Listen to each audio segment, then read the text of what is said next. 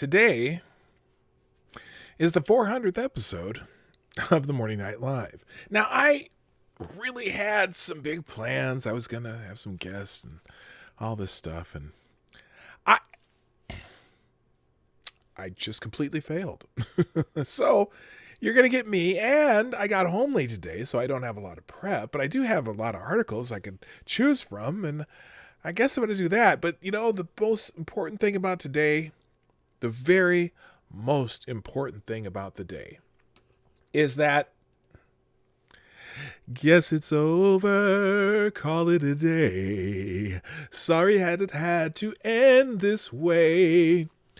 Joe Biden read the lines, and it was all just fine some way.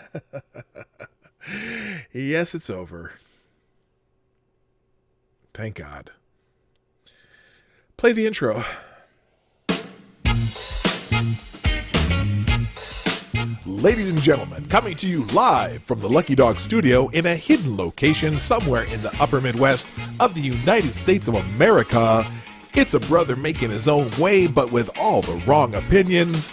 Welcome to the Morning Night Live with your host, yours truly, PDawg Knight.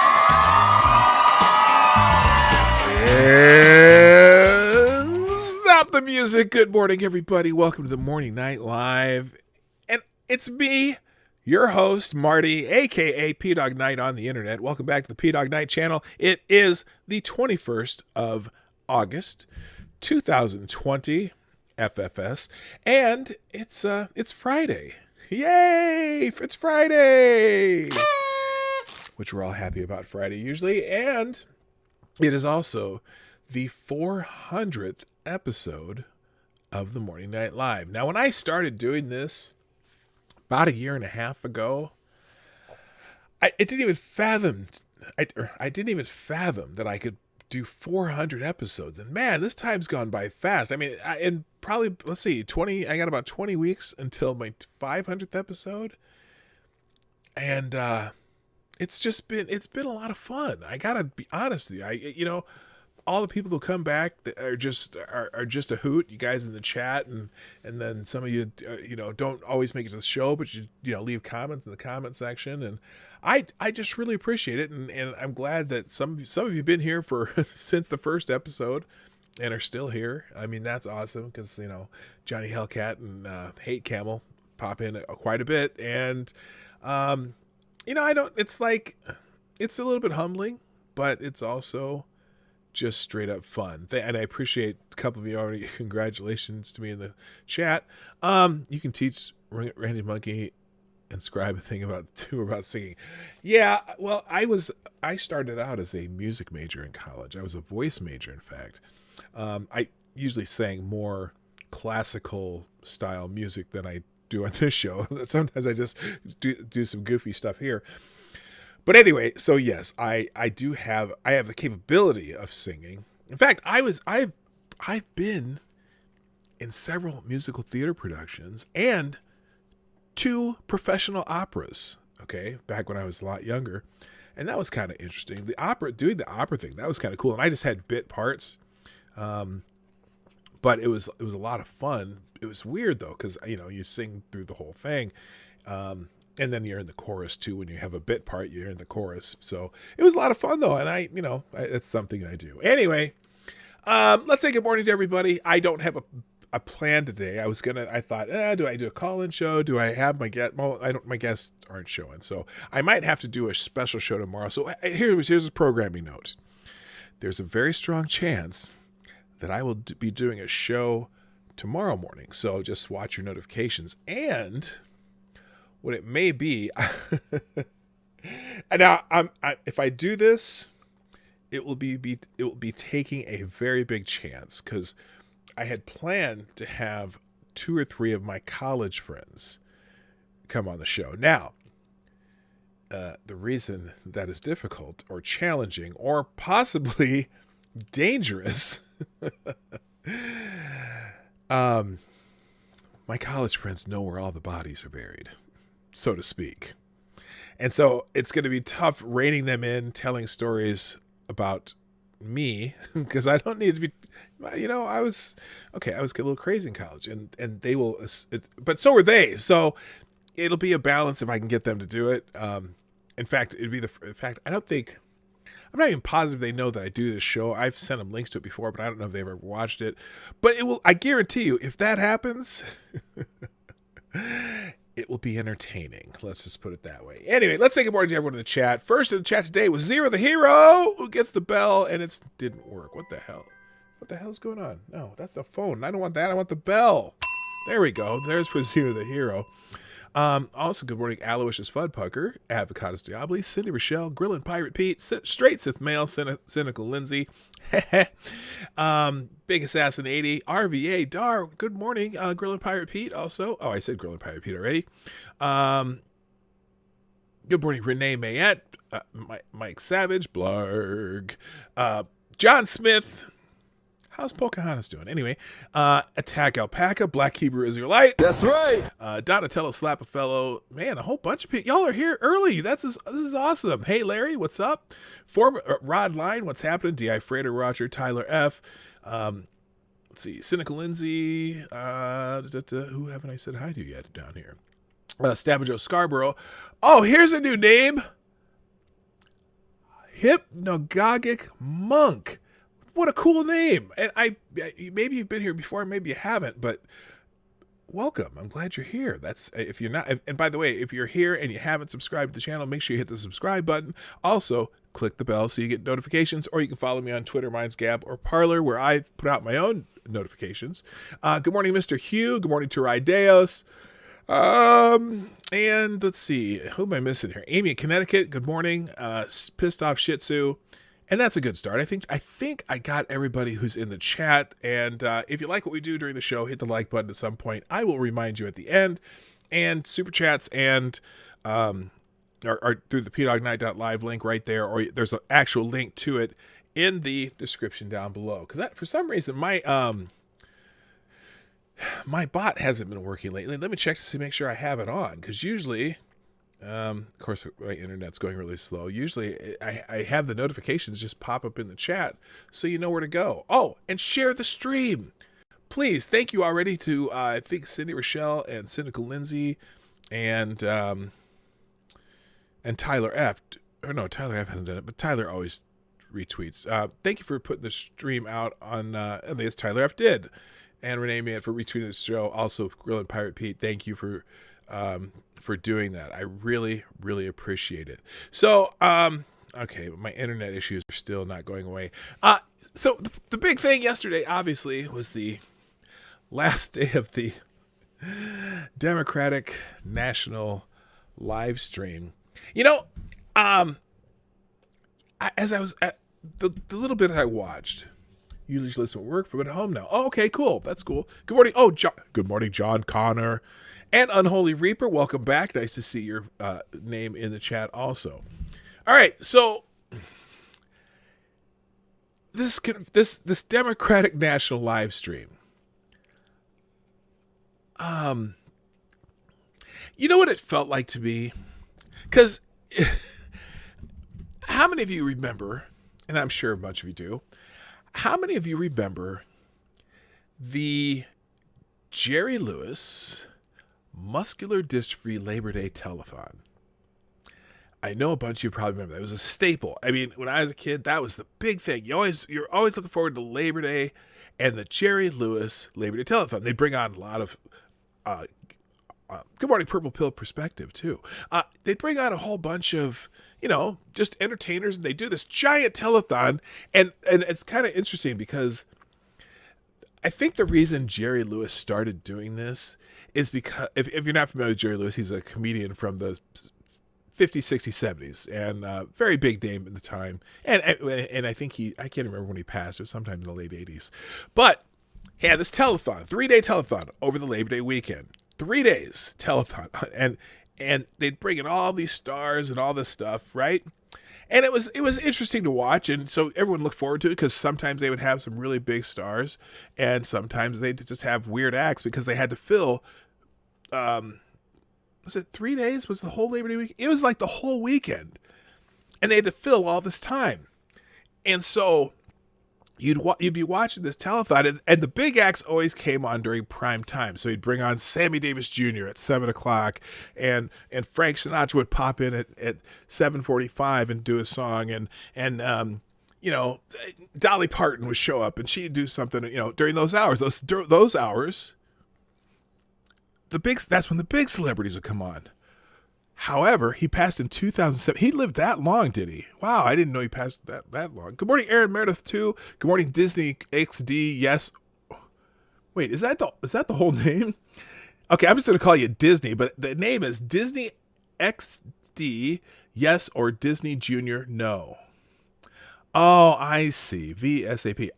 Now, are you a real person? Or are you one of those trying to teach me how to get more subscribers things? I'm not sure. Good morning, Gamer Valine, too. Okay, so back to the telethon. I know I went on a tangent there, just seeing that name. Also, good morning to Sean. And did I say Aaron Meredith? Yes, I did.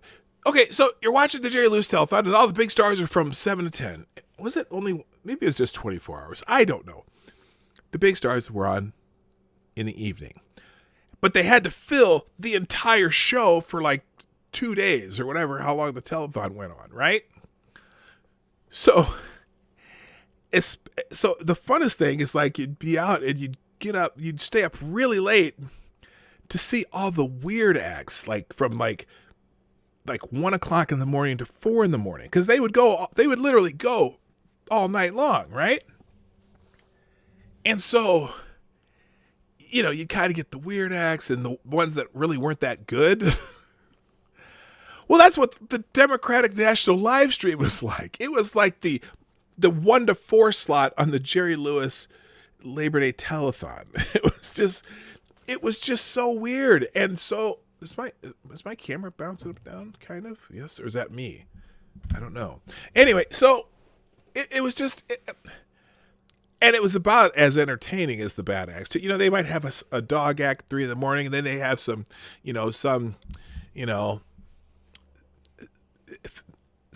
tap dance troupe of 7-year-olds late in the morning.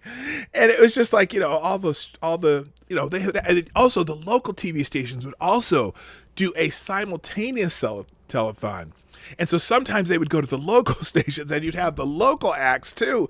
And it'd be someone, you're just like, you know, some local bar band.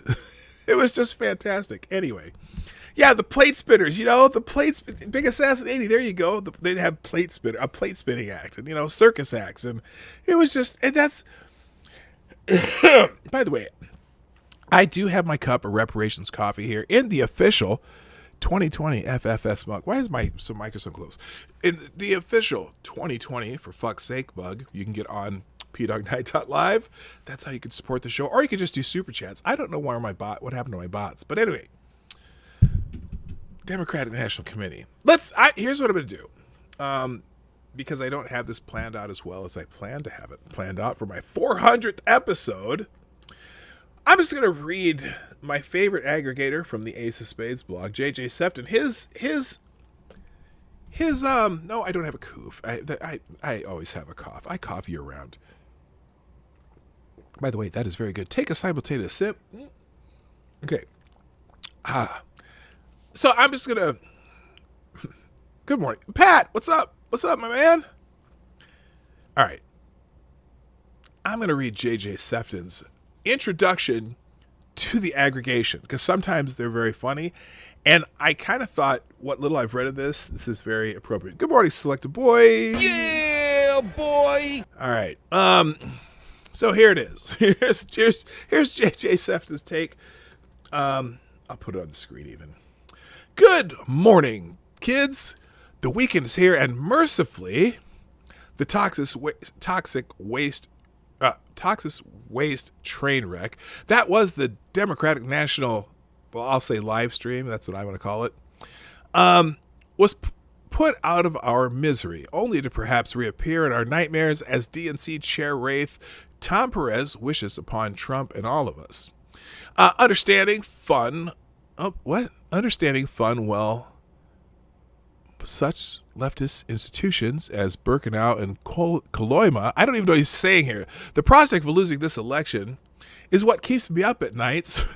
So mission accomplished, Tommy, old boy, but I digress. The big news last night is that Joe Biden, the drooling, gibbering, bipedal celebrity, who's nevertheless still sentient enough to grab little girls by the crotch and lucre from corrupt businessmen and politicians worldwide, actually seemed to string enough sentences together to make a coherent speech. That said, what came out of his maw did him no favors and did not move the needle, except in a positive direction of President Trump. Good morning. CNN sucks, the most redundant name on the internet, and also fake sub, top to pump the numbers. Hey, I'm new here. Great show. Well, thank you. Are you a real person? Or are you just really a fake sub to pump the numbers? I appreciate it though. I need less than 135 more subscribers to hit that 1,000. Good morning, Anna Lynn. Also, all right. Let me finish this because I'm on a tangent left and right today. I don't know. Like I said, it's not really well planned today. So anyway, I'll read the last sentence of this. That said, what came out of his maw did him no favors. It did not move the needle except in a positive direction for President Trump. David Greenfield at Front Page Magazine said, I will draw on the best of us, not the worst of us, Joe Biden claimed, accepting his nomination after a convention filled with conspiracy theories. Whoa! We have our first super chat of the day, and I am going to read it now. Thank you, Cryptic, and welcome. The top super chat of the day always gets the K-pop hottie for an alert. Cryptic says, I better get my fingers ready. Okay, Cryptic says, they told me a mask was enough to get into the supermarket. They lied. Everybody else had their clothes on. Hey, there you go, Cryptic. Very nice, very nice. And the crowd goes wild. Thank you, Cryptic, for the $5 and the first super chat of the day. And he is now on the leaderboard as number one super chatter of the day. All right, I'm going to start this over with the Greenfield from Front Page. I will draw on the best of us, not the worst of us, Joe Biden claimed, accepting his nomination after a convention filled with conspiracy theories about mailboxes, smears, and cheap shots. Yes, they love themselves some post office, postal service conspiracy theories. But hey, what have the Democrats been for the last 3 3/4 years? The promise is coming from a politician who spent his career insulting voters, calling them fat and stupid, whose family is notorious for profiting from his political office, who palled around with segregationists and sexual predators, but whom 3 nights of celebrities and fellow hacks from across the political swamp spectrum now insist is really a kind, decent, and lovable man. Huh. Okay, that's accurate. Andrea Widberg from the American Thinker says, a weary-sounding Joe Biden who, whoa, there we go again. Cryptic, you are the man. Thank you for the $5 super chat. Another one from Cryptic, who's still number one on the leaderboard, and he upped his game. Cryptic says, do you have dark humor? Actually, never mind. I was going to tell you a joke about babies dying, but I decided to abort. Oh! Oof. Crowd, what did you think of that one? What? Are you serious? That was terrible. Okay, that was funny. All right, thank you, Cryptic. Oh my God. Okay, what did she say? What did this woman say? A weary-sounding Joe Biden, who periodically managed to flog himself into a weak and shrill rage, delivered a singularly awful acceptance speech. When it wasn't hackneyed, he plagiarized ideas and policies from President Trump and made boasts that were inconsistent with his 48 years in politics, whether as a senator or a vice president. The worst thing about it, though, was that he repeated a vicious and unforgivable slander about Trump. Here's a short list of Biden's platitudes. Trump is darkness. I am light. FDR was a great president. Help young people by ending Trump's darkness. America is racist. More darkness, more light. Okay. And then Deborah Heine at American Greatness said, former Vice President Joe Biden formally accepted the Democratic Party's nomination for president Thursday night in a deeply dishonest speech that he repeated the Charlottesville lie. Yes, he did. God, they just can't let that lie go either. Very fine people on both sides. He wasn't talking about the white supremacists, you assholes. Anyway, Biden never misses an opportunity to fulminate against the torch-carrying neo-Nazis and their bulging veins. But besides lying about President Trump's, quote, very fine people, end quote, comment, he also grossly mischaracterized the events of that day to suggest that the violent Antifa and BLM counter-protesters were, well, very fine people. Apparently convinced that stoking racial divisions will help Biden's electoral chances, his team has made the Charlottesville lie the centerpiece of his campaign. Indeed, he launched his campaign with the very same recitation of the lie, complete with the vivid description of their bulging neo-Nazi veins and fangs. Following the Biden speech, Scott Adams, the creator of the Dilbert comic strip, suggested on Twitter that Biden had disqualified himself by telling the most divisive lie in American history. But they cling to it, I might even say bitterly. See what I did there? And finally, Michael Goodwin from the New York Post said, he did it. Joe Biden got through the biggest speech of his life cleanly and coherently, without stumbling or mumbling or getting that faraway dazed look in his eyes, although he did botch a couple of the lines in it, but we'll get back to that. That sounds like an incredibly low bar, because it is, but it reflects the honest and serious debate about Biden's fitness. His age, 77, past health problems, and the obvious signs that his faculties have been diminished raise the unprecedented possibility that he would not be able to carry out one of the routine performances of a major party nominee. Give an acceptance speech. Coming into his party's virtual coronation, the test was not whether he would give a good speech or a bad speech. It was whether he could give a speech at all. So congratulations, Joe Biden, for clearing the fundamental hurdle. Now the bar is raised, and he should be treated as any other candidate. He could start by releasing his health and medical reports, which he has so far refused to do. More importantly, there is no excuse for him to hide any longer in his basement. Hiding Biden must be a thing of history. You know what? I can feel that. Good morning, all you need. Good morning, straight Sith male. Bingo! As the Democrat media complex will undoubtedly trumpet as proof positive that the rumor of Biden's brain turning into his breakfast are wildly exaggerated, then there will be no excuse in the eyes of the electorate for him not to face off against Trump in a series of debates. The Dems were screwed anyway. Biden could not have avoided giving a speech, but now Rasmussen has some rather interesting polling data that showed Trump's approval actually going up as a result of this four-night Democratic carnival, but more tellingly, that Democratic voter enthusiasm is pinging only slightly more activity than Biden's EEG. Seems they are voting more against Trump than for Biden. It's really hard to rally people to vote against something if you can't get them to vote for something. And boy, that sounds very, very apropos. All of this does not bode well for them in terms of winning, let alone winning decisively. Meanwhile, coming at the heels of Team Biden condemning the rioting yesterday, they disavowed the support from Democratic Jew hater and Sharia pimp Supreme Linda Sarsour, the Hamas Laos.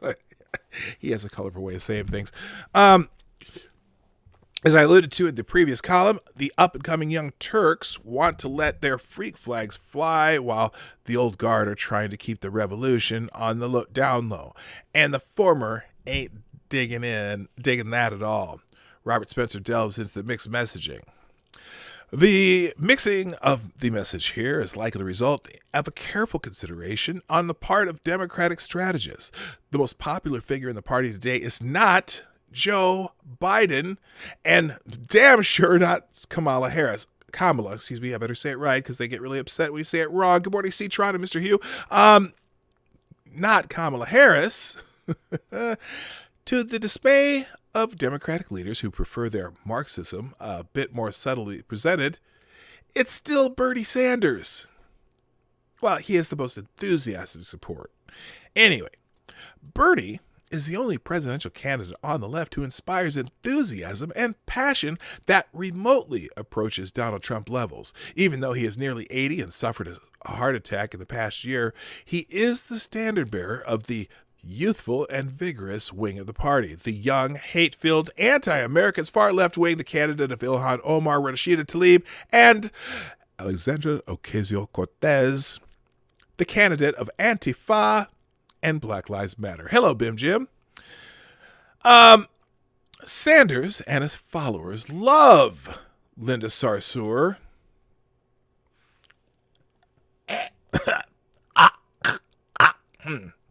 Anyway, she was even a surrogate for his campaign. Thus, she had to appear at the DNC as part of ongoing efforts to keep Bernie's base loyal and in line behind Biden. Hello, hypnotic mug. In a sane political party, which leaves out the Democrats, Sarsour wouldn't be anywhere near any of the presidential contenders. And if you think that Joe Biden's condemnation of Linda Sarsour signals a retreat from the anti-Semitism, radical leftism, and anti-Americanism she represents, you're in for a rude surprise in the unlikely event that the pollsters are telling us the truth this time. And on January 20th, 2021, Biden becomes America's first figurehead president. Ew. Gosh. It's funny because, who was it? Shank Uger yesterday, I think he tweeted out something that said something to the effect of, if you follow me and you are even considering voting for Donald Trump, I will absolutely lose any ounce of respect I would have ever had for you. And I thought to myself, why is Shank trying to get me to vote for Trump? Anyway, it's amazing how Sarsour and Rashida Taliban, who absolutely understand the principle of taqiyya. If you know what taqiyya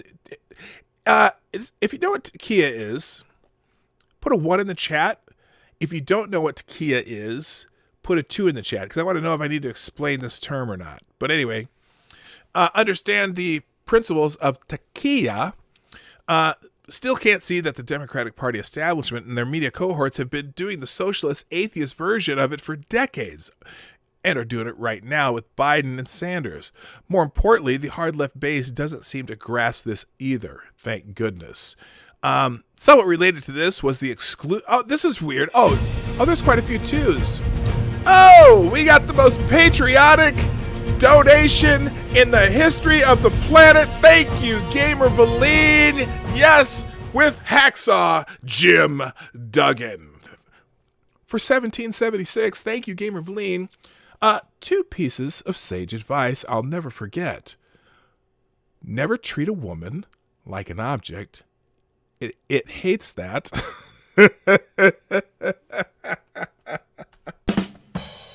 That's hilarious. That's a hilarious way to say it. And the only B word you should call a woman is beautiful. Bitches love being called beautiful. Hammer time. I don't know why I did that, but welcome to Dark Humor Friday. Thank you, Gamer Valine. That was awesome.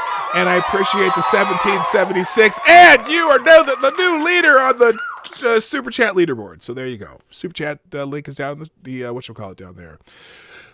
No, not Tapatio. Everybody. Hello, Devin. How you doing? Welcome to the show. And good morning, Kingslayer Damocles. No, and Cultus4 also. No, Taqiyya. It's spelled Taqqiya. And what it means, it's in the it's part of the religion of Islam. And what it is that there are noble reasons why you may deceive. Okay, so For example, you could tell lies if you're trying to do something noble for someone or some purpose, okay? And it's kind of like the guys who are trying to take flying lessons and they only wanted to learn how to take off, but they didn't really care about learning how to land. That was their noble. Well, you know what I'm trying to say there. That's not right. Anyway, good morning, Shiagrath. How you doing? Who says also T-Wolf's drafts Ant-Man or trades the Suns? I don't know. You know what? This is a basketball question, and since Shiagrath knows I'm a basketball guy, the basketball guy hasn't been paying attention to basketball. Although I know we got the first draft pick, I don't know what they're going to do. Anyway, so that's what Takia is, and I'm going to just start that paragraph over. Amazing how Sarsour and Rashida Taliban, that's Rashida Tlaib, who absolutely understand the principle of Takia, still can't see that the Democratic Party establishment and their media cohorts have been doing the socialist, atheist version of it for decades, are doing it right now with Biden and Sanders. More importantly, the hard left base doesn't seem to grasp that either, thank goodness. Somewhat related to this is interesting. Now, let's get into the interesting part. Somewhat related to this was the exclusion of Tulsi Gabbard from all of the festivities. Now, I should go to Michael Tracy's tweet about this too. Anyway, well, this is not really surprising since she utterly destroyed Kamala Harris in a debate, as well as the mortal sin of ripping Hillary Clinton. I'm surprised she has gotten really sad. Too bad for Democrats. Gabbard is relatively young, attractive, a good debater, and also a military veteran.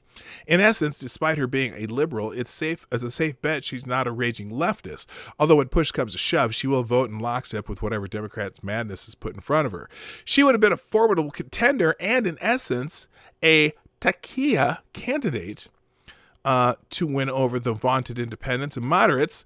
But as we've seen, the Democrats are going all in on going full Marxist. And so Gabbard really now has no future in the party, at least not any higher than where she is. That is until Toothy McBigtits tries to primary her with the true believer, which is likely her fate.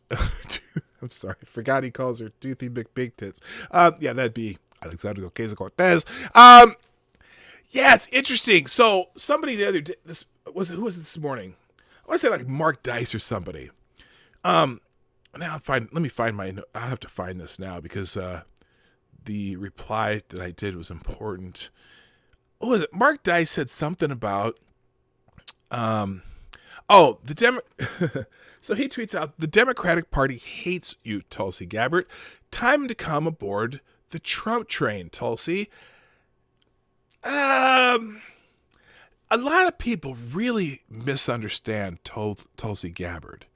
Tulsi Gabbard is... Tulsi Gabbard is Bernie Sanders, but with a personality, and she's like an attractive young woman. Bernie Sanders, not young, she's almost my age. She's not, there's nothing about her that the average Trump voter would like, except for one thing, because I think the Trump phenomenon is anti-establishment Republican, right? That's Trump's appeal. And the one thing that Tulsi Gabbard would have in common with the anti-establishment Republican would be her stance on wars. Okay, a lot of Trump people are they're anti-war Republicans, so to speak. They want us out of places where we don't need to be, i.e., Iran, Iraq, Afghanistan, the Middle East. Period. We can always do our world policing thing from home and not have to be there fighting still in a war that probably should have ended 10 years ago, or the war that Obama ended, right? Because Obama ended our involvement in Iraq and Afghanistan, right? Oh, wait, what? Huh? We're still over there? And I'm a little disappointed that Trump hasn't done that, but I know there's a strategic way to do it. Just don't get it. But anyway, Tulsi Gabbard, that's probably the only thing she has in common. Everything else Tulsi Gabbard believes is pretty much right in line with Bernie Sanders. In fact, one of the reasons that the party is so down on Tulsi Gabbard is because of Hillary Clinton. Because Tulsi Gabbard was one of the loyal Bernie Sanders people in 2016 and remained a surrogate for him, didn't want anything to do with Hillary, and the party has begun to punish her for it. And it's weird because she is a progressive leftist. So it's interesting. Michael Tracy, who's a kind of a left-wing journalist, says it's always bizarre to watch how such distorted impressions of Tulsi from across the political spectrum. Both right and left refuse to listen to her actual words. She opposes Trump on numerous grounds, including foreign policy, and has consistently called for his defeat. Sorry. Which I think is true. I think the only thing she has in common with the anti-establishment right is her stance on war. So, yeah, she's not going to ever be on any Trump train. Although, I can see her sitting this one out. I don't know that I don't think she's going to endorse Biden. She's just going to be Tulsi Gabbard, and maybe she'll run again in 2024. Who knows? So, but that's very interesting that they've excluded her. Lots of other lowlights, including Obama's fly choosing a fresher pile of low-slung dung to land on. I don't know what that means. Whatever he wrote there. And, God. Let's see. Finally, I want to touch upon the arrest and Steve Bannon got arrested. And that whole, oh my God. As CBD stated yesterday, which I'm in full agreement, if the charges against Bannon and others are backed with evidence to prove his guilt, then he deserves to face the music. But given that these charges are coming out of the southern, we laughed about this yesterday when we saw this, right? Given that the charges are coming out of the Southern District of New York and hours before the final night of a disastrous Democratic convention, I question the timing. I question the timing. More importantly, given that what has happened to Michael Flynn, Paul Manafort, Roger Stone, and George Papadopoulos, I'm smelling a giant rat here. And not the kind that goes round and round. What goes around comes around. I'll tell you why. Not that rat. Anyway, also given the fact that the Clintons, as well as the Bidens, who have a record of shady dealings, influence peddling, and outright treasonous actions that put our national security at risk. Laurel Space, Uranium One for starters. And, of course, the ongoing coup to sabotage and then overthrow the 2016 election, that they remain unpunished and untouched makes me almost not give a damn about Bannon. You have a two-faced justice system. If you are in favor with the globalists, you are unmolested. If not, you're fucked. And that goes for the animals who are laying waste to our cities and stomping people on the head. So that's the opening. I kind of like that, and that's probably the only thing I had a chance to actually read. So what the hell? Well, she didn't lose her House seat, did she? I thought she did run. Tulsi said she will not be running for any office after her presidential bid. Oh, I did not know that. Well, I think there's been more than one person who said that before, though. And, sometimes they change their minds. But did she lose her House? I thought she did run again. She was going all in on the presidency. You know what the thing is, though? That everyone who got any delegates, got to speak. And they pointedly left her out. Now, they also left, who's the moron, the rich guy from Las Vegas that ran? He's been running millions and millions and millions of dollars ads trying to get rid of Donald Trump. It's so bad that I can't even remember his damn name. He was so, God, anyone know who I'm talking about? If you do, put it in the chat. He wasn't invited either. He was actually a candidate. And also, the brothers, what's Julian Castro? He was absent too. Did anyone see Julian Castro during this entire thing. So yeah, Tom Steyer. Thank you, E. Michael, and good morning. Did anyone see Julian Castro? No, Bloomberg got to speak. Bloomberg was, and I got a feeling he's going to throw a lot of money into this race. I'm sure Steyer will too. But yeah, Julian Castro, nobody saw him during the whole convention, which was weird. Anyway, I don't necessarily need to talk more about that. Let's see, let me find a good article here. Oh, this is great though. I didn't have my mask here. Joe Biden vows a national mask mandate if elected president. Okay, how many, raise your hand with a 1 if you have heard Joe Biden's speech yesterday, and a 2 if you did not. Good morning, TC Ball. Special request, James Brown payback. I don't have any music cued for stuff like that, so I suppose I could figure it out. I know that whenever someone subscribes to my channel, I have a little James Brown alert, which is kind of cool. So most of you didn't. Okay, I'm seeing 2 so far. Nobody really watched it. You may have seen a replay or whatever. His whole take on the pandemic was just when in Elf, the movie Elf,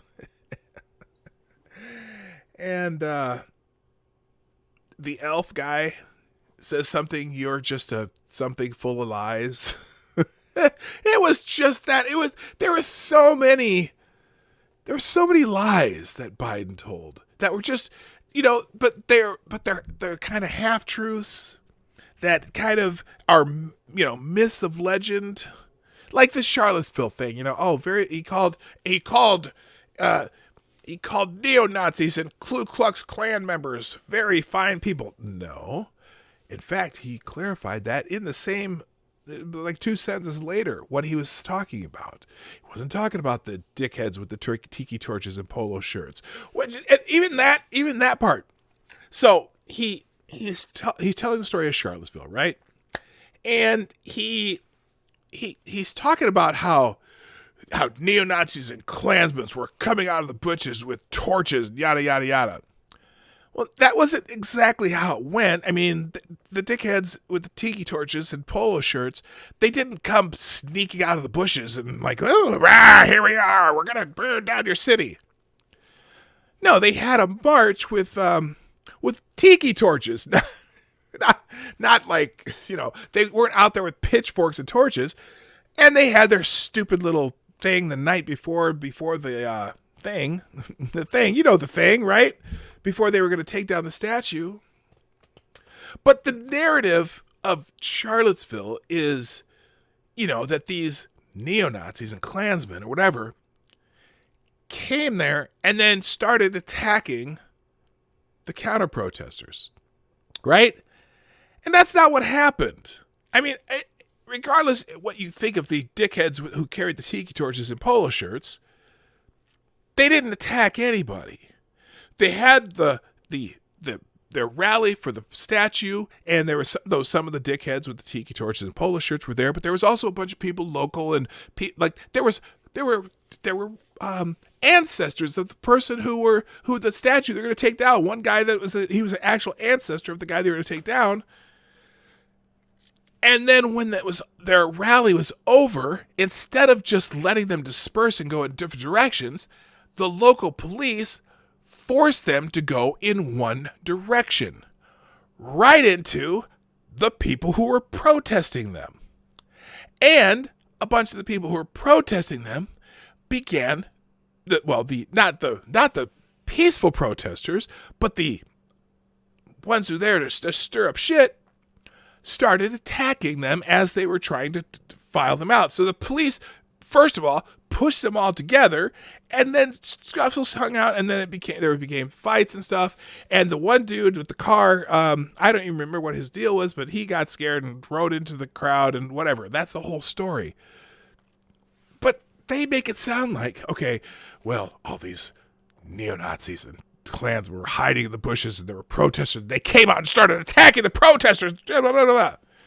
No, it started because the police kind of wanted it that way. And then also, both the governor and the mayor of Charlottesville, had an order not to do anything. So if scuffles broke out, they were ordered not to engage. And so they didn't instead of keeping the two very possibly volatile groups apart, they pushed them together. It was almost like that was their plan. And so it turns into a shit show. And then dickhead with the Charger drives into the crowd and kills the heavyset young woman who, may she rest in peace, Heather Heyer. Is that her name, Heather Heyer? I think that's right. So that's what happened. And so that it's almost, but it's become mythical because that's the only event in the last 4 or 5 years, whatever, when that happened, that when you start talking about Antifa and all the violence and the Black Lives Matter protests that have turned into, riots and, that originally peaceful protests that turned into riots, and they're talking about all this mayhem that's been caused for the last, and not just this year, but since 2014. Okay, I'm going to stop and do my... Why is that like that? What the hell's going on here? That should have showed up. Hang on a second. Let me fix this. Alert box. Somehow it's over there. I need to make that much larger. Okay, now next time it'll be perfect. Anyway, anytime you talk about the violence of Antifa or the violence that has broken out Black Lives Matter or the violence when conservative speakers were speaking on college campuses and they were attacked by, I don't know, Antifa people dressed up in like Kick-Ass and shit. The only event they can ever point to as an example of, well, there was a right-wing riot too, is Charlottesville. That's all they got. Now, they could probably talk about Portland and the clashes between Patriot Prayer and the Antifa up there, but Patriot Prayer, they're not even, I wouldn't even consider the right wing. They're just a kind of Christian group, whatever. But they stopped. They got tired of taking shit from the people in Portland too, and they wanted to exercise their rights, just like the assholes that are dressed up like Kick-Ass. But you can give hundreds and hundreds of examples of violence by Antifa or violence after a Black Lives Matters rally. Well, what about Charlottesville? What about Charlottesville? It was a bad situation that was exacerbated by the local police, and then some dickhead drove his car into someone and killed somebody. Well, guess what? They always used to say, well, the right-wing guys are going to kill somebody. Well, now Antifa and Black Lives Matter have a body count too, now, don't they? And it's much higher. No pun intended. Anyway, thank you, Gamer Valine, with the 556. Tulsi is a war vet and still insisting that AR-15s are weapons of war. She voted for a new version of the 1994 weapons ban. Also, Bloomberg talking about tax increases pissed me off. The most of his income is from capital gains. That 14% rate didn't change. Yep, you're absolutely right. Thank you, Gamer Valine, for the 556, and you are still the top super chatter of the day. The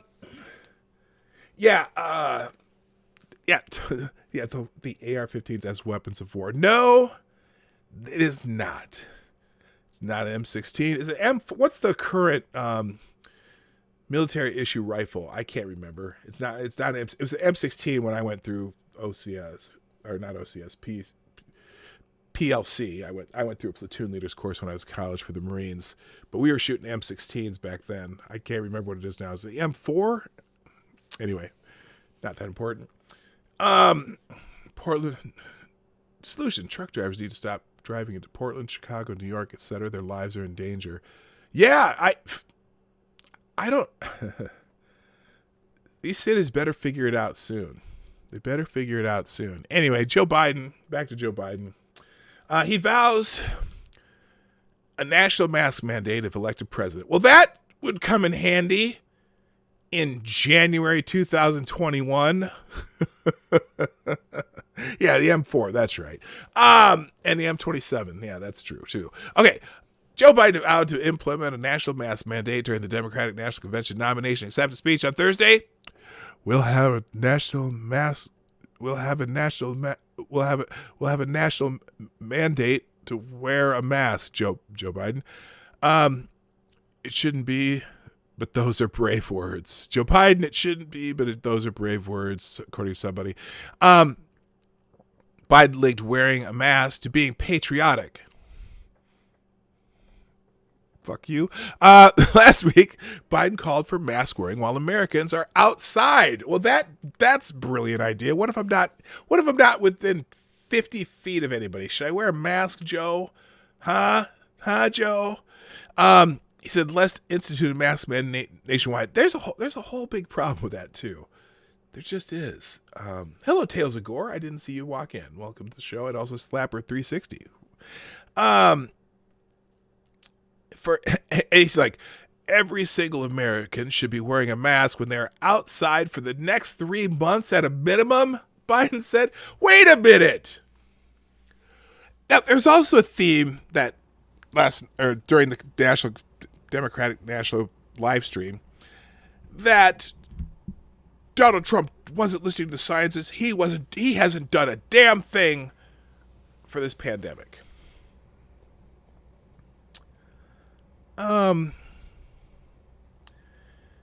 Now, I know back on March 16th,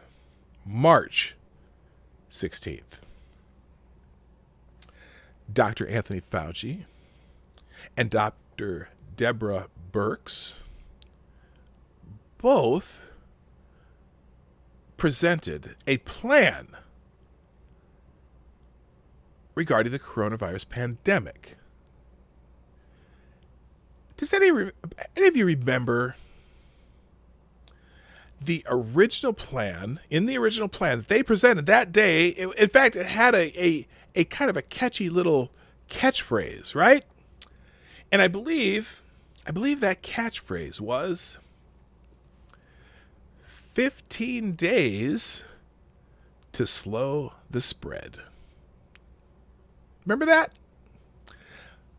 15 days to slow the spread. Now, it didn't say anything about masks because they were still saying that, masks, the jury's out on masks. But they did say 15 days to slow the spread. So a lot of states did implement, stay inside, this, that, blah, blah, blah, blah, blah.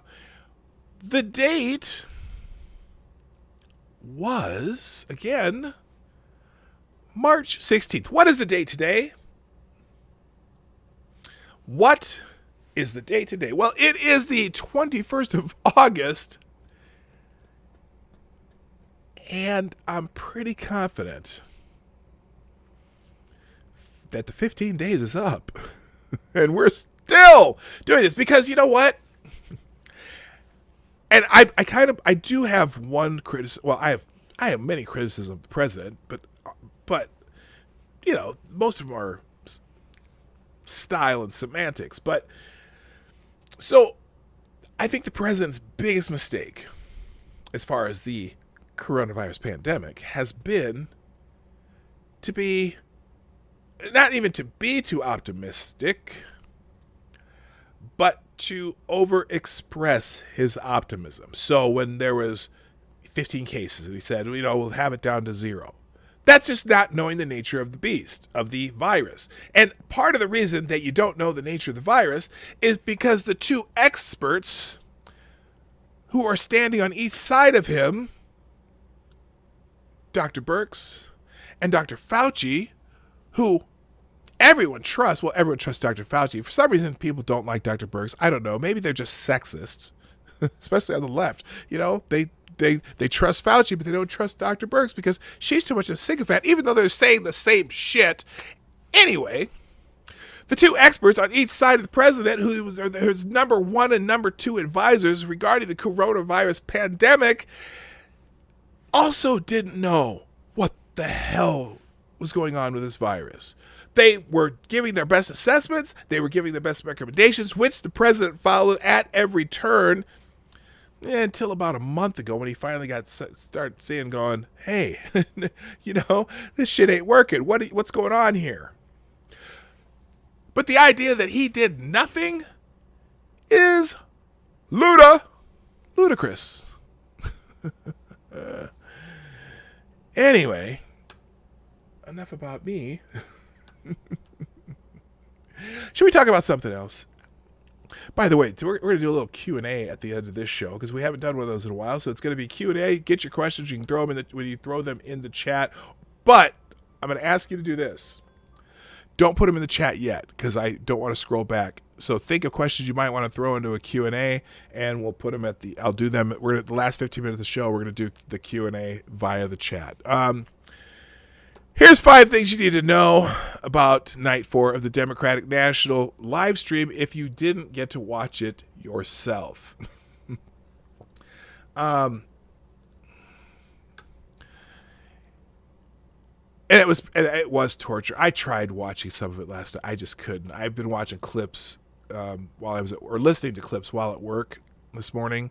That was torture. The Democratic National Convention finally concluded on Thursday. We at PJ Media subjected ourselves to this gaslighting America telethon, so you wouldn't have to. Check out our live blogs. Okay, we'll do that. Number 1, 5 things to know. Did any of you watch Josh Prey? He's a funny dude. 5 things you need to know about different things. Anyway, Josh Prey. Look him up on YouTube. You know what?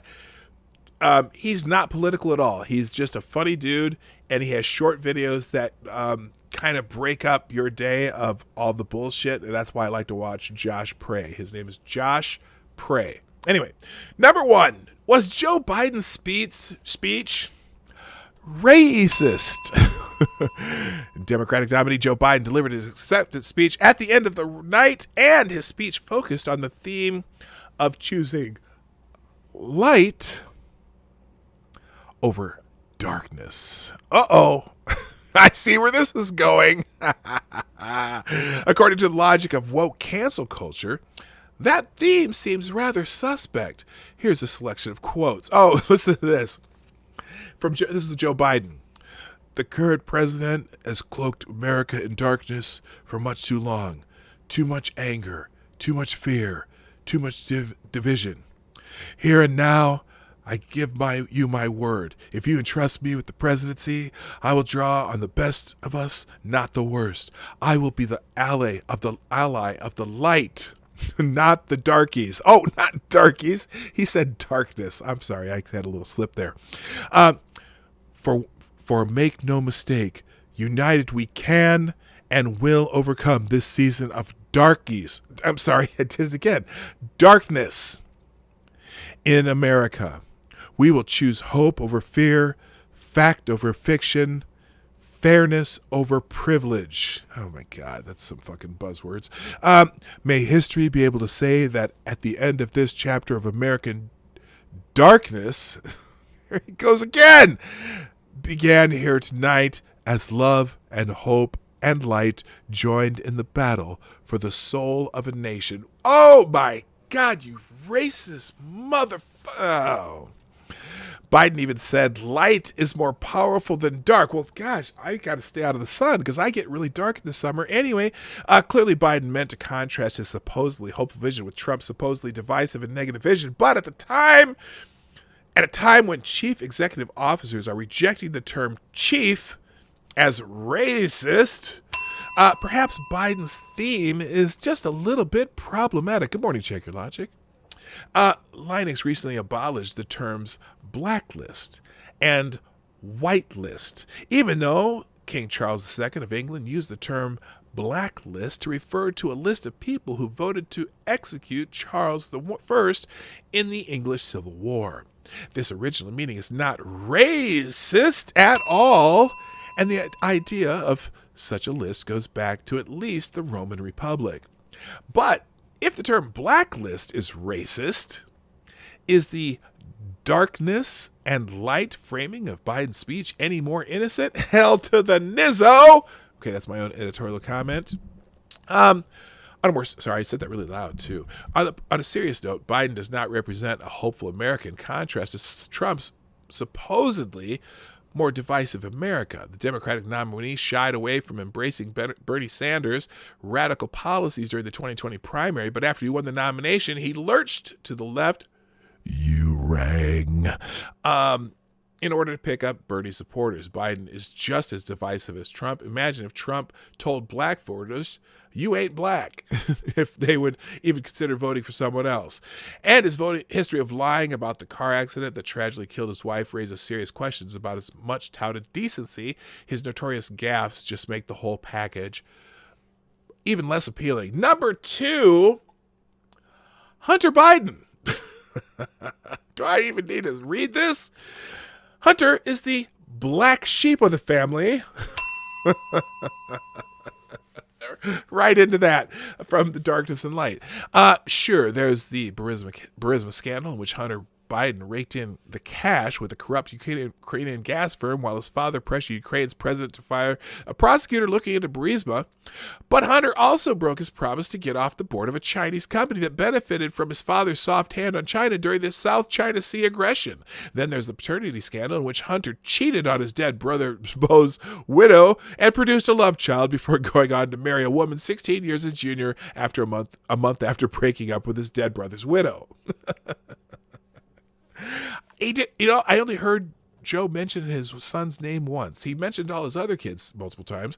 Anyway, perhaps it was no surprise when Joe Biden's Christmas photo omitted Hunter last year. Biden and his wife Jill have also omitted Hunter's love child from their list of grandchildren. So it seems a bit perplexing when the DNC had Hunter Biden introduce. I missed this part. I did not know that Hunter introduced his dad. Oh my God, it seemed a bit perplexing when the DNC had Hunter Biden introduce his father's big acceptance speech. Here he is. Should we watch this? It can't be that long. Children. Okay. How long is this? I'm Hunter Biden. And I'm Ashley Biden. Joe Biden is our dad. And Beau is our brother. We want to tell you what kind of president our dad will be. He will be tough. Hold on. Good question. Wait, Hunter's crack dealer has a new video for sale. Only $10 million.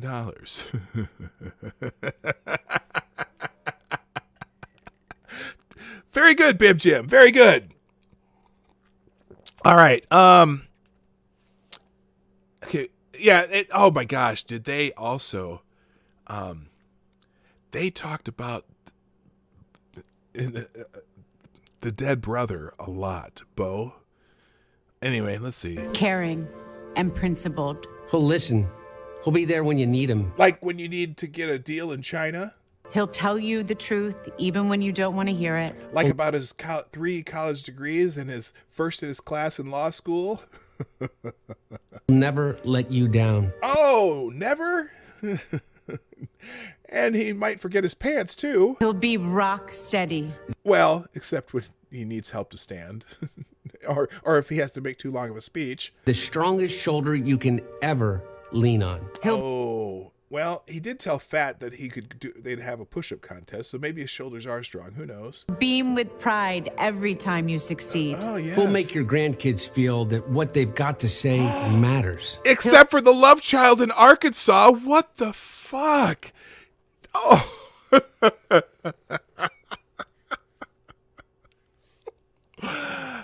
This is terrible. He'll treat everyone with respect, no matter who you are. Except when you are a...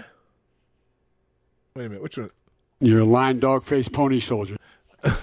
Get up no matter how many times he's been knocked down. He'll be... Well... I get knocked down, but I get up again. You're never going to bring me down. I get knocked down. Okay, never mind. Okay, should we keep this? Let's try. Be the worst enemy any bully ever saw. He'll be the best. Like Corn Pop. This is, oh my God. I should make this into a video. This is great. Best friend you've ever had. He'll... Well, to China and Iran, of course, so he is. love you with all of his heart. And he might If you sniff give him you. yourself- Whoa! And he might sniff you too. Yeah, are they talking about Rick Astley? Never gonna give you up, never gonna let you down, never gonna run around and desert you. Anyway. Cell phone number. Wait, whoa. What was that one? What was that? What? Hang on. And if you give him your cell phone number,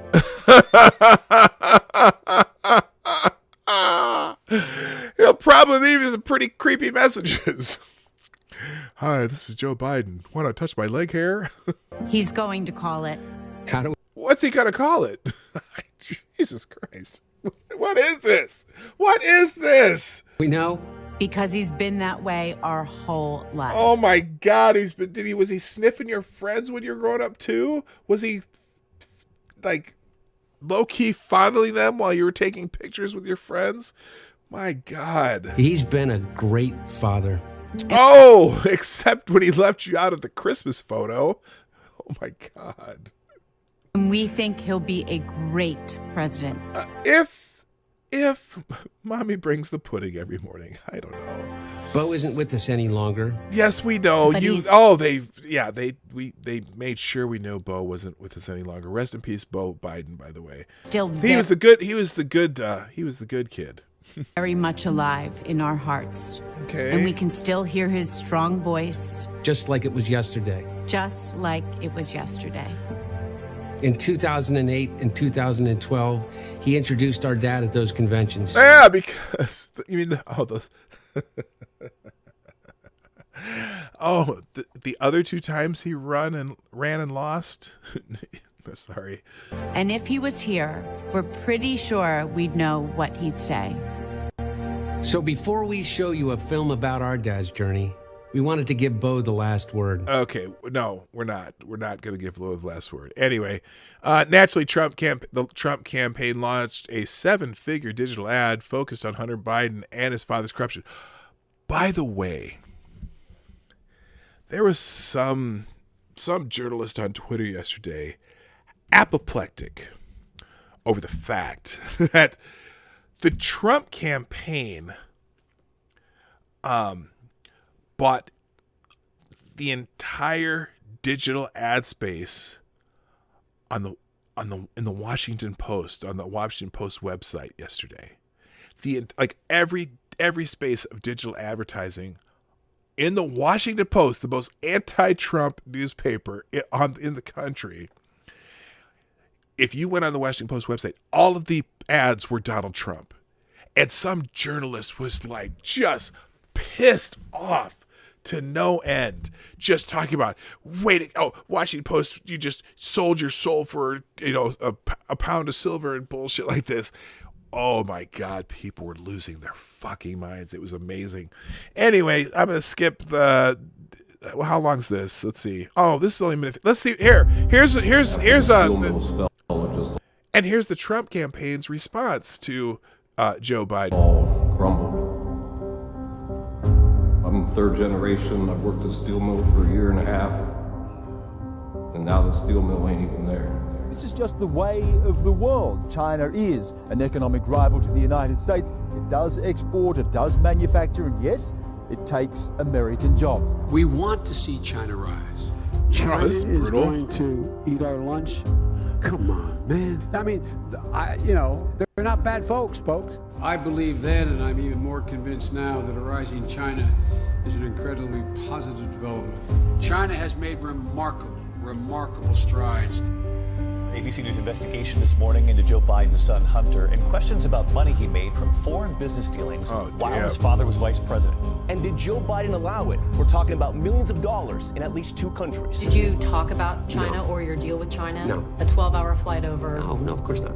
That never came up? No. Less than On a 2 12-hour weeks after flight? that trip, BHR Partners was launched, a private equity firm funded in part by Chinese banks. Come on, man. He has come forward and said it was a mistake on his part to be on the board.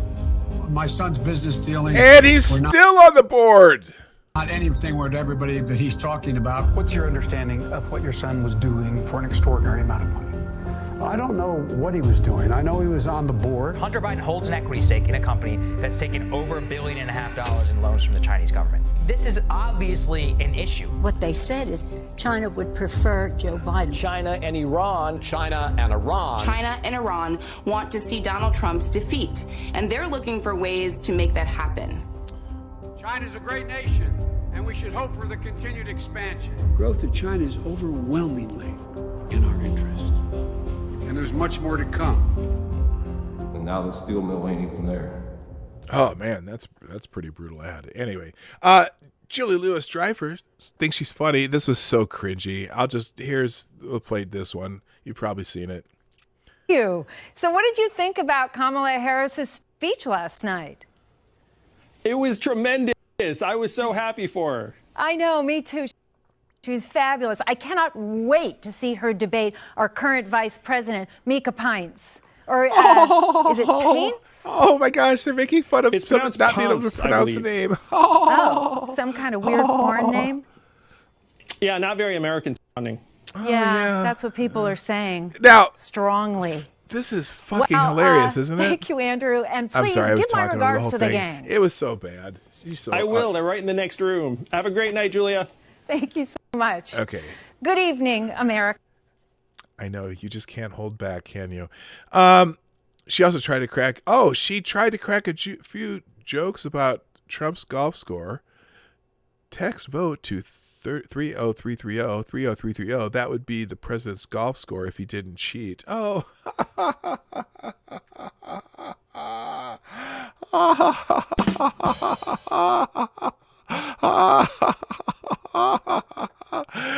Okay, I'm gonna skip that. And then more vote by mail lies. They were all over the post office bullshit, right?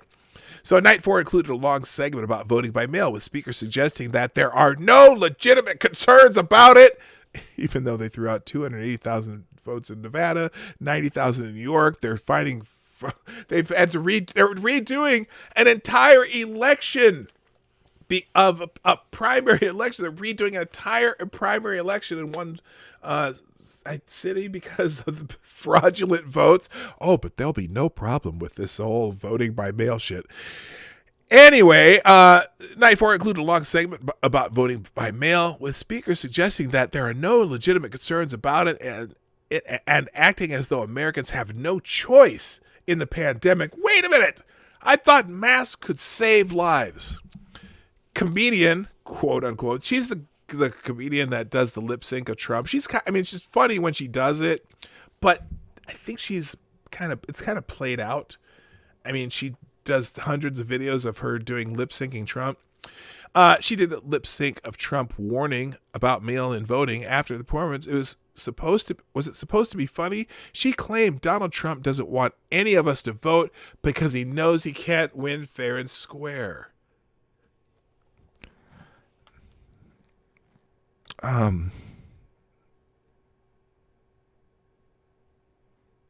Really, bitch? Are you kidding me? Anyway, here's the hilarious, super funny Sarah Cooper. Where are they going? Where are these ballots going? Who's getting them? This is hilarious, isn't it? Who is not getting them? A little section that's Republican.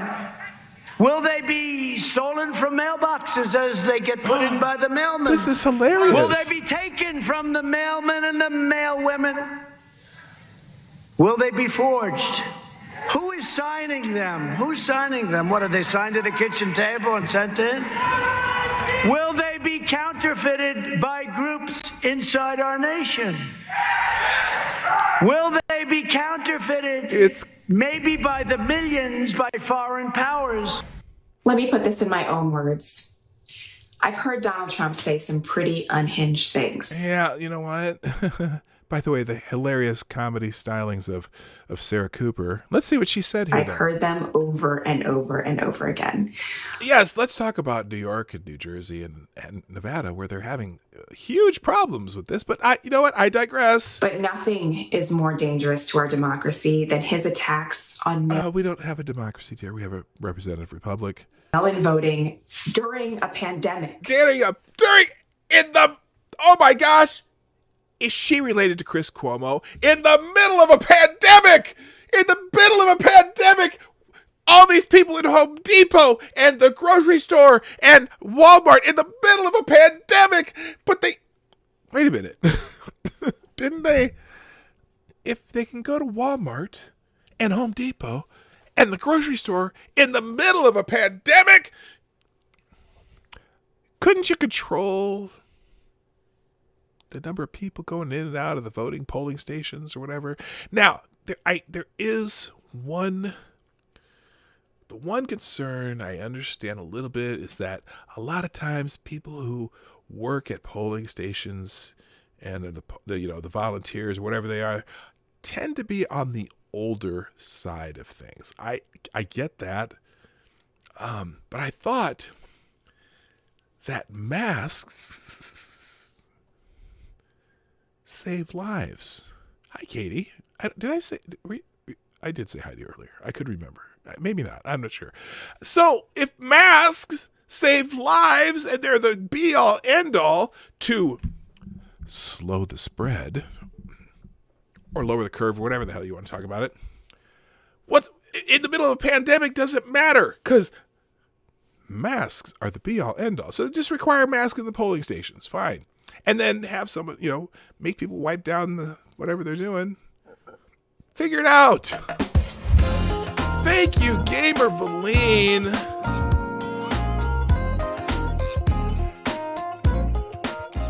Trying to resize the alert box there. Thank you, Gamer Valine, for another 556. Who says can't win legitimately is why he has Susan B. Anthony on his payroll. Now he wants to block voting during a pandemic. How dare Trump? How dare you? Absolutely. Thank you, my dear Gamer Valine, for the extra 556. And you are still number one on today's donor board. Let's see what else this dummy. Well, I shouldn't call her dummy. She's probably a very smart lady, but whatever. Okay, here's the truth. Here's the truth. What is the truth? Donald Trump doesn't want any of us to vote. Wait a minute. When you say any of us, what does that mean, Sarah Cooper? Like, she doesn't want anyone in the entire country to vote? Does he just want to decree himself president via, I don't know, like a dictator? Or let me let her complete the sentence, because I want to know what she means by Donald Trump doesn't want any of us to vote. Because he knows he can't win fair and square. Really? He knows that. How would he know that? Kind of seems like if you're watching the polls lately, especially in some of these swing states, it's kind of looking better and better for him and not as better and better for Joe. So what makes you think that's the case? I'm curious. Anyway. So whether you plan to vote by mail or in person wearing your mask, it is your vote. Yes. And it's your right. Yes, it is. And it's also your right to not have a bunch of fake votes nullify your vote. Because I see dead people.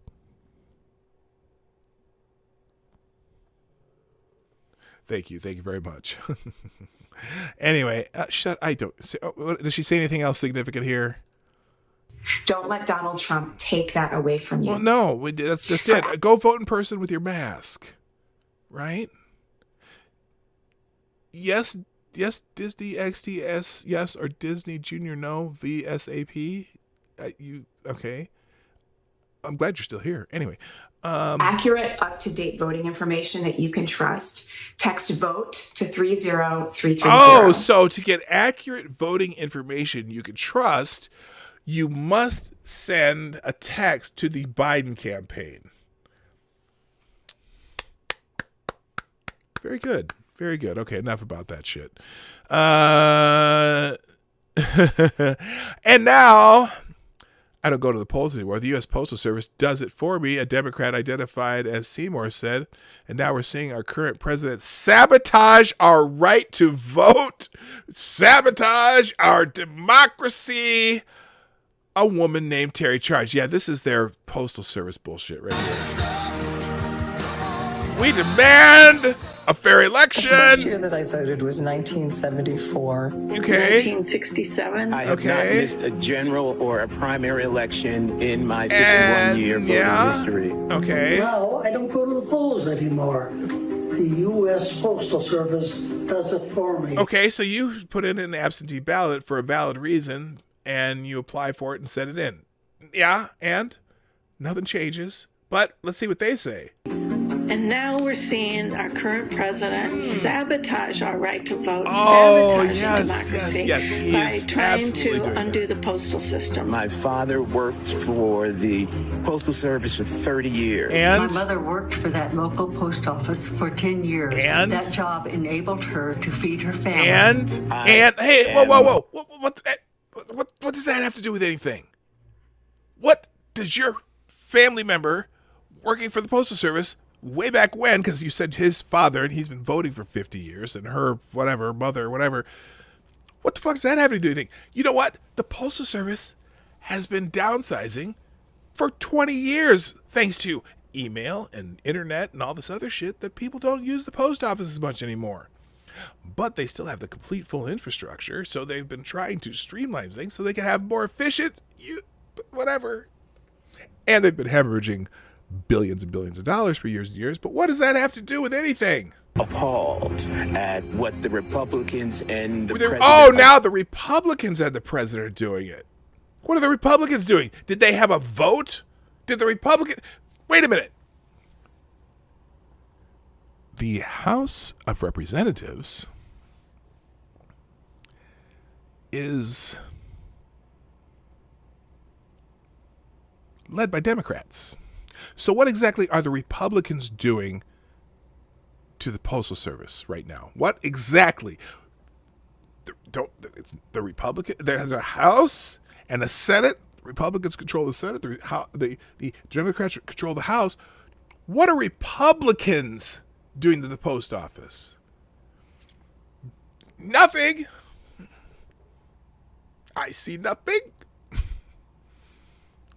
Trying to do to subvert the vote. Oh my God. Or no one will stop me from voting this election. Okay, good. That's a good thing. More power to you.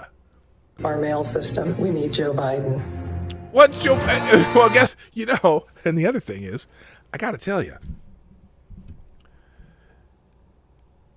Joe Biden ain't doing shit about the Postal Service right now. Sorry. Oh my God! All right, finally, I just can't do it. And then Secretary of State Jocelyn Benson from Michigan falsely claimed that there's absolutely zero difference between voting by mail and voting absentee. Yeah, there kind of is. You have to actually, request an absentee ballot. Now they're just sending ballots out to anyone who's been registered, whether they're dead or alive. You spin me right around, baby, right around like a wreck. Okay, not that dead or alive. Anyway, hang on here. I can't take that call. I'll call him back. Okay, so anyway, Democrats and left-leaning reporters have claimed that the president has launched an assault on the U.S. Postal Service. In reality, Trump is not trying to undermine the system. He has merely refused to fork over an extra $25 billion to the post office, which is rapidly becoming insolvent. The Postal Service did receive a $10 billion loan, however. Postmaster General Louis DeJoy has also sought to reform the Postal Service to cut costs. The USPS has been removing a few mailbox collection boxes since surplus collections are a key drag on the budget. Lest Americans think this is a Trump idea, the Obama administration removed more than 12,000 mail collection boxes. The most powerful response to the Democrats' claims comes from the sainted Dr. Anthony Fauci himself, who said, "Can people safely go out and vote in person, given that this year there is so much concern around the vote?" I think if carefully done according to the guidelines, there's no reason that I can see why that not be the case. Oh, no. For example, when you look at going to a grocery store now in many regions and counties and cities that are doing it correctly, They have X's every 6 or more feet. And it says, don't leave this spot until the person in front of you left their spot. They even have and that you can at do my that work. if you go and wear a mask, if you observe the physical distancing and don't have a crowded situation. There's no reason why you shouldn't be able to do that. I mean, obviously, if you're a person who is compromised physically or otherwise, or you don't want to take the chance, there's the situation of mail-in voting that is done for years in many places. So there's no reason why we shouldn't be able to vote in person or otherwise. Ladies and gentlemen, Dr. Anthony Fauci. All right. Thank you, Johnny Hellcat, for the $4.99, and with Jack Cochran's girlfriend dancing for everybody, who says, I was a blame Busher until I realized that Congress was more involved in the process. Yeah, this, well, in this process, this Postal Service thing, Congress hasn't done anything. So even in that case, but thank you, Johnny Hellcat, for the $4.99. Finally, Trump caught the last key thing from the convention. Trump caused COVID-19 and Biden will solve it on day one. Well, day one is January 21st, 2021. I got a feeling that just things might be different by then. But anyway, throughout the night, Democrats accused Trump of somehow causing the coronavirus pandemic crisis and suggested that Joe Biden would immediately solve it upon becoming president. Senator Tammy Baldwin from Wisconsin urged people to vote for Biden and Harris in order to make America a nation free from COVID. Just has with his little magic wand, poof, just like Harry Potter. One of the down-to-earth Democrats, not a politician, described the coronavirus pandemic as this crisis created by our president, Donald Trump. That bastard. Former New York Mayor Michael Bloomberg characterized Trump's response to the coronavirus as a catastrophic failure. Where does Bloomberg live again? He lives in where the hell's where Bloomberg? Then Bloomberg lives in New York. He might want to look out his own backyard. When confronted with the biggest calamity I'm sorry. Hang on. I gotta fix this. Hang on. When confronted with the biggest calamity any president has faced in the modern era, Donald Trump spent the year downplaying the threat, ignoring science, recommending quack cures, which let COVID-19 spread much faster than it should have, leaving hundreds of thousands needlessly sick or dead. He has failed the American people catastrophically. Okay, hang on. I gotta fix this again. I hate doing Michael Bloomberg because I can't sit in a chair that's that low. I am 6'4", and it's really hard to do Michael Bloomberg. Okay, now we're back.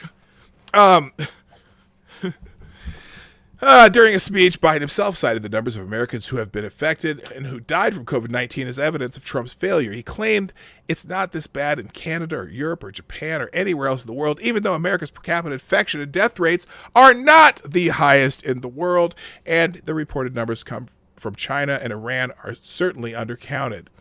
Biden claimed that Trump does not have a plan and said he would push for rapid tests, which Trump already did, with a public-private partnership.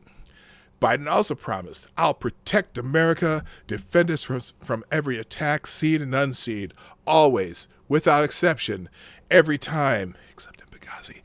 Trump's response to the coronavirus pandemic has not been perfect, but Biden's plans have often plagiarized the steps that the president has already taken. Genetic studies of coronavirus strains have shown that most of America was infected through New York City, which Mayor Bill de Blasio hesitated to lock down. The elderly and those in nursing homes have proven extremely vulnerable to the virus, and many Democratic governors, including Andrew Cuomo, whose coronavirus response Democrats cheer, forced nursing homes to admit COVID-19 positive patients when discharged from the hospital. Biden praised Kamala Harris, who has demonized President Donald Trump's conservative Christian Catholic nominees for their faith, for calling out the current administration for its extremism. When Sister Simone Campbell, a Roman Catholic nun, prayed to open the convention, she addressed God as, "Oh, divine spirit." The DNC did play a clip of Joe Biden expressing a key Christian truth, speaking of the black church targeted in the heinous Charleston church shooting, Biden said of the pastor and his congregation, they forgave him, the shooter. They forgave him the ultimate act of Christian charity. They forgave him.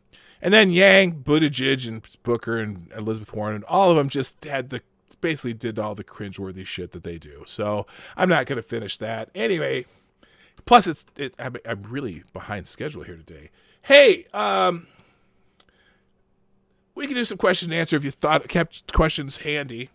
I'll give it a couple more minutes here, but then I got to go. So if you have any questions, ask me anything. I'll try to get through 3 or 4 questions, and then we got to finish the show.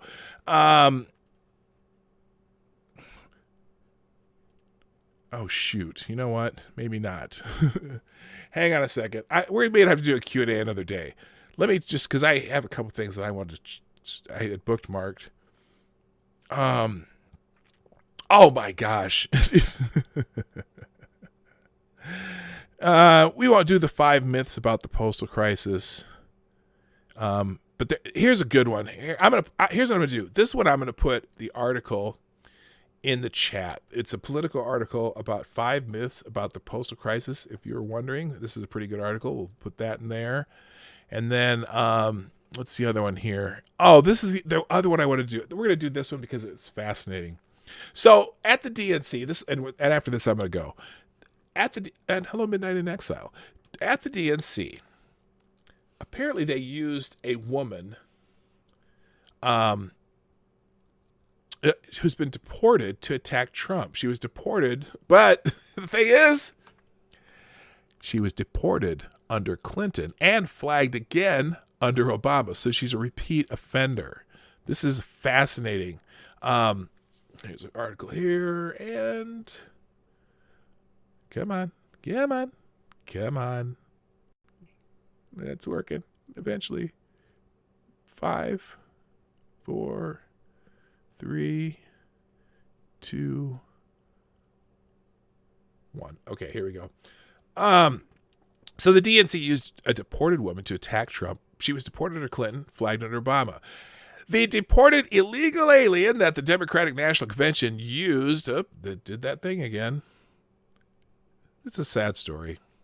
That the Democratic National Convention used this week to attack President Donald Trump was previously deported under Democratic President Bill Clinton and was flagged under former Democratic President Barack Obama to be deported after she illegally re-entered the United States.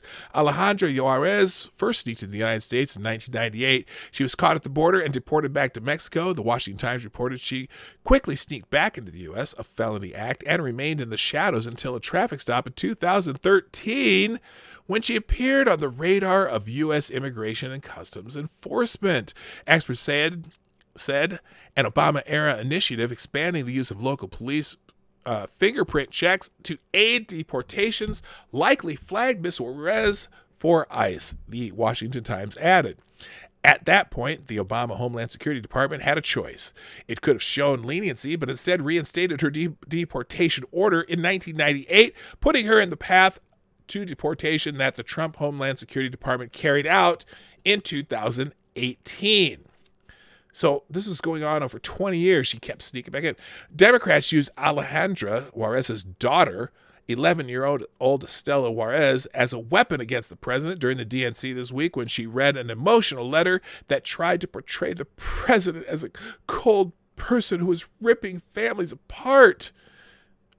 The ad video, in which Democrats featured Estela Juarez, also falsely misrepresented comments that Trump has made during the presidency. Now, this is crazy.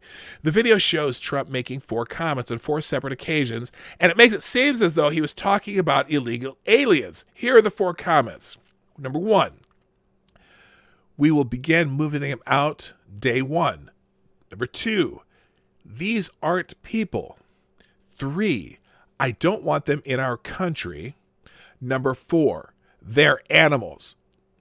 Oh, but there's context in all 4 of those statements. Full context of each remark below.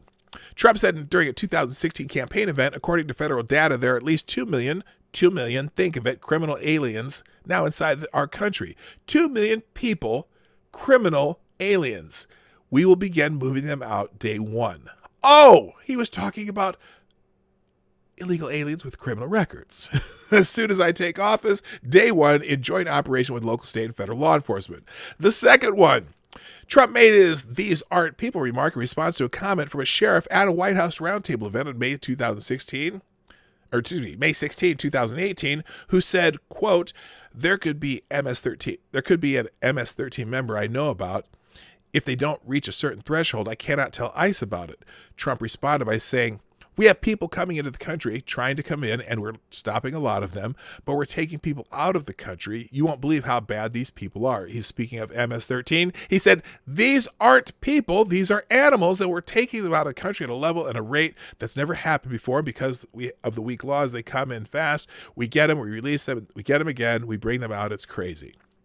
The third one, Trump said on November 1st, 2018, there's nothing political about a caravan of thousands of people, and now others pouring into our country. We have no idea who they are. All we know is they're pretty tough people. When they can blast through the Mexican military and Mexican police, they're pretty tough people. Even Mexico said, wow, these are tough people. I don't want them in our country. Those are the people in Tijuana he was quoting. They didn't want the people coming from southern countries below them in Mexico. It wasn't even referring to the United States. And women don't want them in our country. Women want security. Men don't want them in our country. But the women don't want them. Women want security.